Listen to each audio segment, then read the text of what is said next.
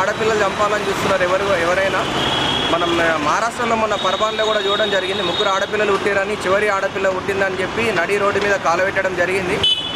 మిగిలిన 2 పిల్లలు అనాథలు కావడం జరిగింది. ఎవరి కూడా ఇంటి వారసుడి కోసం ఆడపిల్లలు చంపద్దు.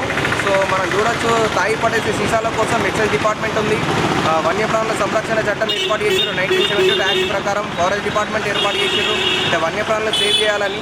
సో ఆడపిల్లల యొక్క పుట్టుక కోసం ఈ సేవ్ గర్ల్ డిపార్ట్మెంట్ ఏర్పాటు చేయాలని నరేంద్ర మోడీ గారి కలవాలని నేను చాలా 8 years నుంచి పోరాటం జరుగుతుంది. మనం రీసెంట్గా చూడొచ్చండి, నార్కోటిక్ డిపార్ట్మెంట్ కూడా ఏర్పాటు చేయడం జరిగింది. ఎవరైనా ఆడపిల్లలను చంపాలని చూసినా ఇది ఊరుకునే ప్రసక్తి లేదండి. సేవ్ గర్ల్ డిపార్ట్మెంట్ తొందరలో మోడీ గారిని కలిసి ప్రతి ఒక్కరూ ఆడపిల్లల యొక్క పుట్టుకను రెస్పెక్ట్ చేయండి. ఇంటి వారసుడి కోసం ఆడపిల్లలు చంపద్దు. ఇంట్లో ఎవరైనా అమ్మ కానీ నానమ్మ కానీ తండ్రి కానీ ఎవరైనా ఆడపుట్టుక వద్దనద్దండి. చివరికి దేవుడైనా అమ్మ కడుపులో పుట్టాలి. ఆడపిల్లలకు ఎక్కడ సేఫ్టీ లేకుండా అయిపోయింది. కాలేజీలో కానీ బస్ స్టాప్లో కానీ చివరికి అమ్మ కడుపులో కూడా సేఫ్టీ లేకపోతే ఇది కరెక్ట్ కాదండి.